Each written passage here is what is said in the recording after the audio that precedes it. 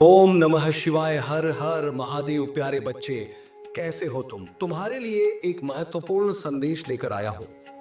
ब्रह्म मुहूर्त के बारे में कई मान्यताएं और सिद्धांत हैं जो हमारे शास्त्रों में विस्तार से बताई गई है। ब्रह्म मुहूर्त वह समय है जो प्रातः काल 4 बजे से लेकर 6 बजे तक होता है। इसे एक विशेष और पवित्र समय माना जाता है जब ब्रह्मा की दिव्य शक्ति और ऊर्जा वातावरण में प्रकट होती है। यह समय खासकर ध्यान और साधना के लिए सबसे उपयुक्त माना जाता है। मेरे प्यारे बच्चे, अगर महादेव जी को सच्चे मन से मानते हो तो वीडियो को लाइक करके चैनल को सब्सक्राइब कर देना और साथ ही साथ कमेंट बॉक्स में हर हर महादेव जी अवश्य टाइप कर देना। ओम नमः शिवाय। शास्त्रों के अनुसार रात को 4 समयों में विभाजित किया गया है। पहला समय है रुद्र काल, जो शाम 6 बजे से लेकर रात्रि 9 बजे तक होता है। इसके बाद रात्रि 9 बजे से लेकर 12 बजे तक राक्षस काल होता है। इसके बाद गंधर्व काल आता है, जो रात के 12 बजे से लेकर भोर के 3 बजे तक रहता है। और अंत में मनोहर काल होता है, जो भोर के 3 बजे से लेकर सुबह के 6 बजे तक रहता है। ब्रह्म मुहूर्त इसी मनोहर काल के दौरान आता है, जो विशेष रूप से प्रातः 4 बजे से लेकर 6 बजे तक होता है।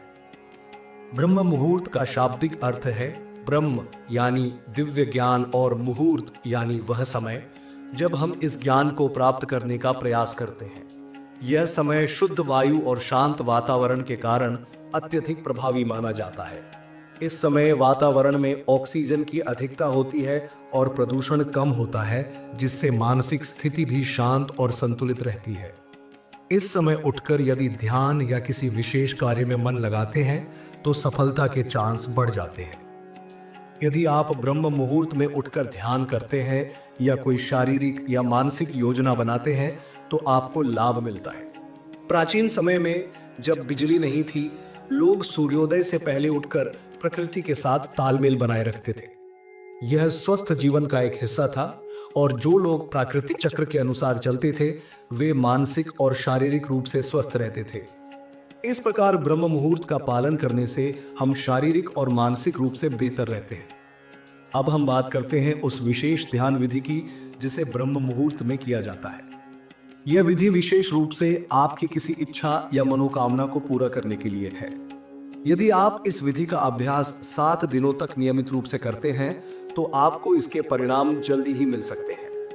हालांकि इस विधि का अभ्यास करने से पहले आपको कुछ सावधानियां रखनी जरूरी हैं।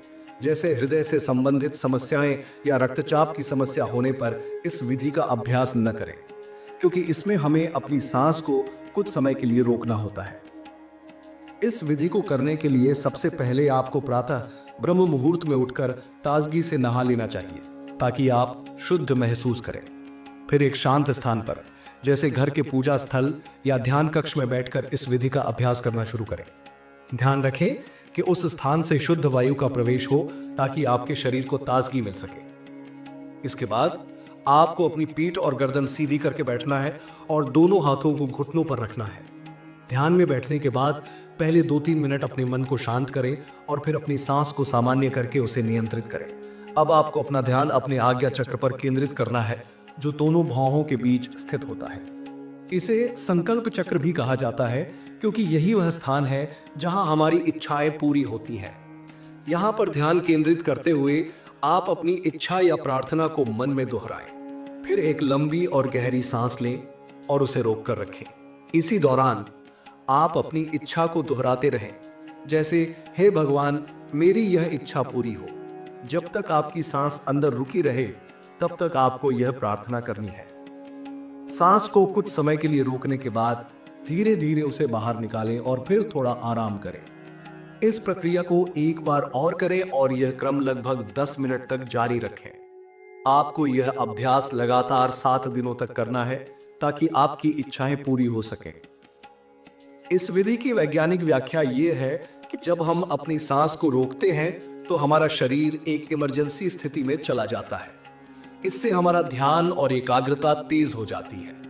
साथ ही यह ध्यान अवचेतन मन को सक्रिय करता है और हमारी इच्छाएं अवचेतन मन में चली जाती हैं, जिससे वे पूरी हो जाती हैं। ध्यान विधि के दौरान अगर हम अपने अवचेतन मन में किसी चीज को रिपीट करते रहते हैं तो यह लॉ ऑफ अट्रैक्शन के सिद्धांत के अनुसार हमारी इच्छाओं को पूरी कर देता है। और क्योंकि हम ये अभ्यास ब्रह्म मुहूर्त में कर रहे होते हैं, जब देवता और दिव्य ऊर्जा वातावरण में होती है, तो हमारी प्रार्थनाओं की पूर्ति के अवसर और बढ़ जाते हैं। इस विधि का पालन करने से आप अपनी इच्छाओं को पूरा कर सकते हैं, लेकिन ध्यान रखें कि आप इस विधि का उपयोग किसी भी नकारात्मक उद्देश्य के लिए न करें।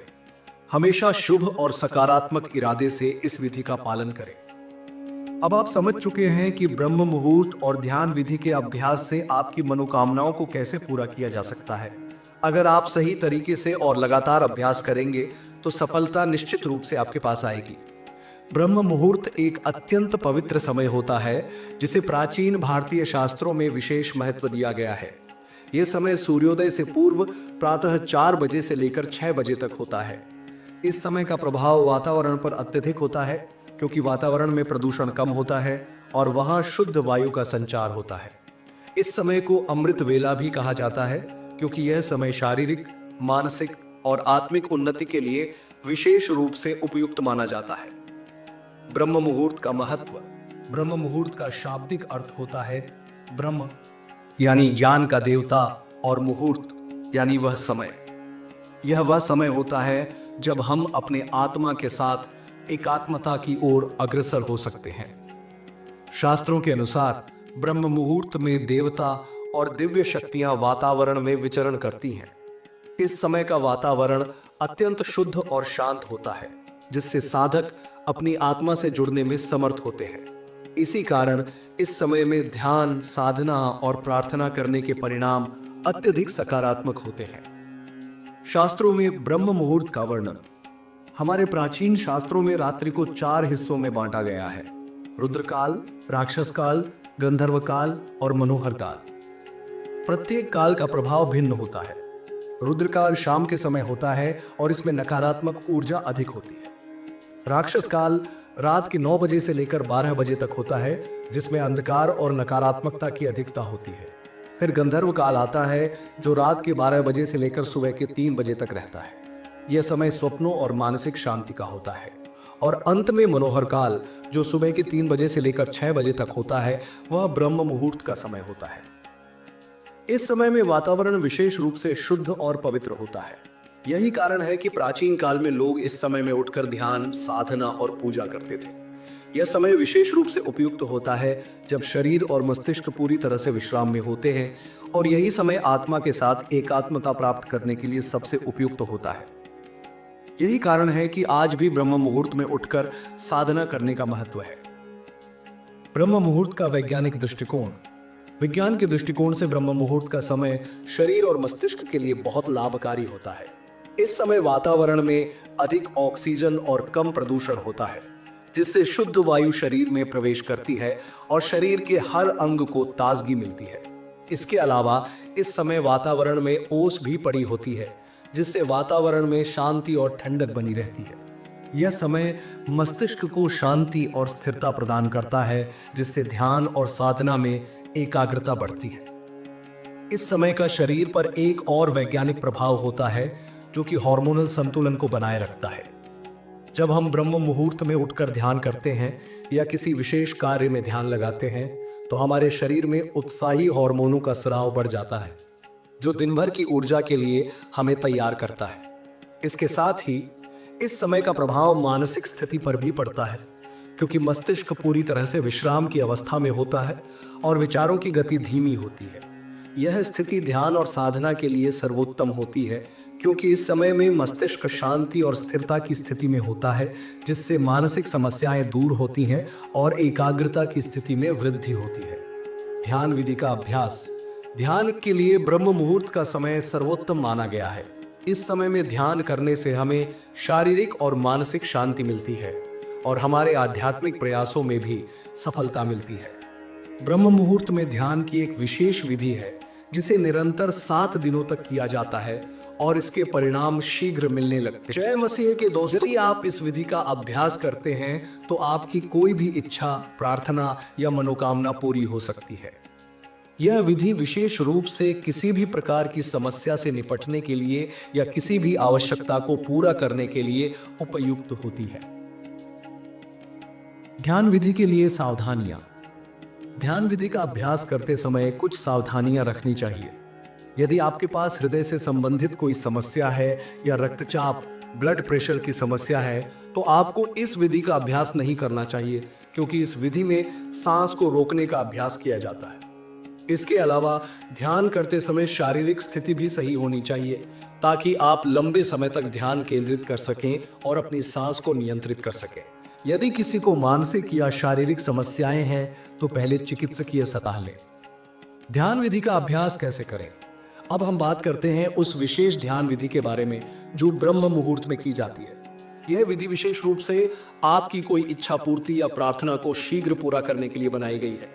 इस विधि को करने के लिए आपको सबसे पहले ब्रह्म मुहूर्त में उठकर ताजगी से नहाना चाहिए। नहाने के बाद आपको एक शांत स्थान पर ध्यान करने के लिए बैठना चाहिए। ध्यान रखें कि उस स्थान पर शुद्ध वायु का संचार हो, ताकि आपके शरीर को ताजगी मिले और मन पूरी तरह से शांत हो सके। अब आपको अपनी पीठ और गर्दन सीधी करके बैठना है और दोनों हाथों को घुटनों पर रखना है। इसके बाद आपको कुछ मिनटों के लिए अपनी सांस को सामान्य करने की कोशिश करनी है, ताकि आपका शरीर और मस्तिष्क पूरी तरह से शांत हो सके। इसके बाद आपको अपने ध्यान को अपनी आज्ञा चक्र पर केंद्रित करना है। आज्ञा चक्र वह स्थान है जो हमारी भौहों के बीच में स्थित होता है। इसे संकल्प चक्र भी कहा जाता है, क्योंकि यही वह स्थान है जहां हमारी इच्छाएं पूरी होती हैं। अब आपको इस स्थान पर ध्यान केंद्रित करते हुए अपनी गहरी सांस लेना है और उसे रोकना है। इस दौरान आप अपनी इच्छा या प्रार्थना को मन में दोहराएं, जैसे हे भगवान, मेरी यह इच्छा पूरी हो। आपको सांस को जितनी देर तक रोक सकते हैं, उतनी देर तक अपनी प्रार्थना या इच्छा को दोहराते रहना है। जब आपको लगे कि आप ज्यादा देर तक सांस को नहीं रोक सकते, तो धीरे धीरे सांस को बाहर निकालें और फिर कुछ समय तक आराम करें। इस विधि को 7 दिनों तक लगातार हर रोज अभ्यास करें, ताकि आप इसके परिणाम महसूस कर सकें। ध्यान विधि की विज्ञान। इस विधि के पीछे 3 मुख्य वैज्ञानिक कारण होते हैं। पहला, जब हम अपनी सांस को अंदर रोकते हैं तो हमारे शरीर में एक इमरजेंसी स्थिति उत्पन्न होती है, जिससे हमारा मन एकाग्र हो जाता है। यह ध्यान की स्थिति में हमें मदद करता है। दूसरा, जब हम इस प्रकार अपनी इच्छा को बार बार दोहराते हैं, तो वह हमारे अवचेतन मन में चली जाती है।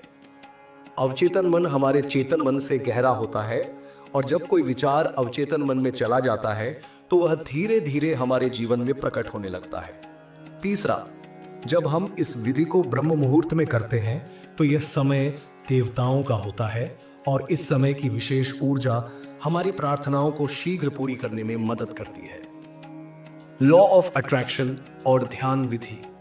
यह विधि लॉ ऑफ अट्रैक्शन के सिद्धांत पर आधारित है। लॉ ऑफ अट्रैक्शन का कहना है कि जो भी विचार हम लगातार अपने मन में रखते हैं, वही हमारे जीवन में प्रकट होते हैं। जब हम अपनी इच्छाओं को बार बार दोहराते हैं और उन्हें अवचेतन मन में डालते हैं, तो वह हमारी सकारात्मक ऊर्जा को आकर्षित करती हैं और हमारी इच्छाएं पूरी हो जाती हैं। ब्रह्म मुहूर्त का समय विशेष रूप से इस सिद्धांत के काम करने के लिए उपयुक्त होता है, क्योंकि इस समय वातावरण में शुद्ध ऊर्जा का प्रवाह होता है, जिससे हमारी इच्छाएं अधिक प्रभावी तरीके से पूरी होती हैं। निष्कर्ष, ब्रह्म मुहूर्त का समय और ध्यान विधि का अभ्यास हमारे जीवन में अत्यधिक प्रभाव डाल सकता है। यह समय हमें मानसिक शांति, शारीरिक स्वास्थ्य और आत्मिक उन्नति की ओर मार्गदर्शन करता है। यदि हम इसे नियमित रूप से अपने जीवन में शामिल करें, तो न केवल हमारी इच्छाएं पूरी होंगी, बल्कि हम अपने जीवन को अधिक संतुलित, सुखमय और सकारात्मक बना सकेंगे। इसलिए ब्रह्म मुहूर्त का पालन करना हमारे जीवन में एक महत्वपूर्ण स्थान रखता है, और हमें इसे अपने दैनिक जीवन का हिस्सा बनाना चाहिए।